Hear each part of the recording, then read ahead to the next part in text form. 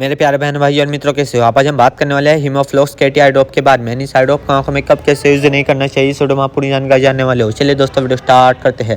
तो दोस्तों, अब हम इसके फायदे के बारे में बात कर लेते हैं, यानी कि किन किन दिक्कतों में हम इसको डाल सकते हैं। दोस्तों, आपने कैटरैक्ट सर्जरी का नाम तो सुना ही होगा, जिसे हम मोतियाबिंद का ऑपरेशन भी कहते हैं। दोस्तों, मोतियाबिंद एक प्रकार की आंखों की बीमारी है जिसमें आंखों में विजन कम हो जाता है, उसके साथ ही एक बिंदु दिखाई देने लगता है जो लगभग 60 साल की उम्र के बाद होता है। लेकिन ऐसा हर बार हो यह जरूरी नहीं, यह कई बार कम उम्र के लोगों में भी दिखाई देने लगता है। जब किसी को आंखों में चोट लग जाए या किसी प्रकार की बड़ी बीमारी हो, उस स्थिति में मोतियाबिंद को ठीक करने के लिए डॉक्टर द्वारा उसकी सर्जरी की जाती है। डोरेना सर्जरी आंखों में कट लगाया जाता है, स्ट्रेस लगाए जाते हैं जिससे कि उसमें ऑपरेशन के बाद दर्द ना हो। हालांकि जब सर्जरी की जाती है तो सुन्न करने की दवाई भी उसमें डाली जाती है। तो सर्जरी करते समय तथा कुछ समय तक दर्द नहीं रहता, लेकिन जब इस दवा असर खत्म हो जाता है तो आंखों में तेज दर्द होना, सूजन आना, लालपन होना, कुछ इस तरह की अन्य प्रकार की समस्या होती है और इसको ठीक करने के लिए ये ड्रॉप दी जाती है। यानी कि अगर आपको ये दिक्कत होती है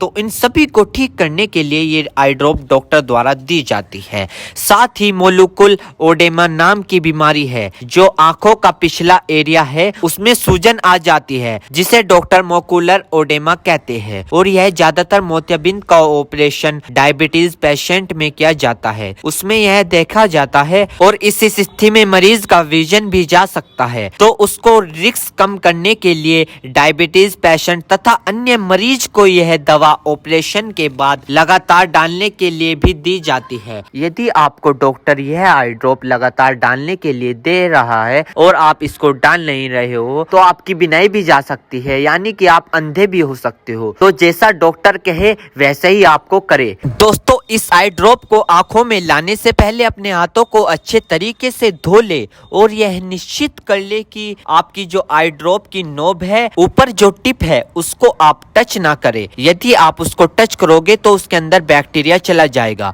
और जिस व्यक्ति की आंखों में इसे डालना है तो उसकी गर्दन ऊपर करे या फिर उस व्यक्ति को लेटा दे और आंखों को नीचे से पकड़कर पूरा खोले और इस ड्रॉप को आंखों में डाले और फिर कम से कम उसकी आंखें 2 से 3 मिनट तक बंद रखे, जिससे कि उसको बहुत अच्छा रिजल्ट मिल सके। इस आई ड्रॉप को आप दिन में 2 से 3 बार भी डाल सकते हो या 2-2 बूंद एक बार भी डाल सकते हो। और इसके अलावा जो आपके डॉक्टर आपको सजेस्ट करे, यानी जितनी आपको डालने को बताए उस प्रकार भी आप इसको डाल सकते हो। और दोस्तों, इसी के साथ साथ आपको एक बात विशेष रूप से ध्यान रखनी है, किसी भी प्रकार की आई ड्रॉप बिना डॉक्टर की सलाह के नहीं लानी चाहिए, क्योंकि आंखें है तो रोशनी है, जान है तो जहां है, वरना सब मिट्टी समान है। दोस्तों, अब हम इस आई ड्रॉप के साइड इफेक्ट के बारे में बात कर लेते हैं। वैसे तो इसके कुछ खासकर साइड इफेक्ट नहीं है, फिर भी सामान्य तौर पर कुछ ऐसे साइड इफेक्ट देखने को मिल सकते हैं, जैसे कि आंखों में जलन आ सकती है, एकदम से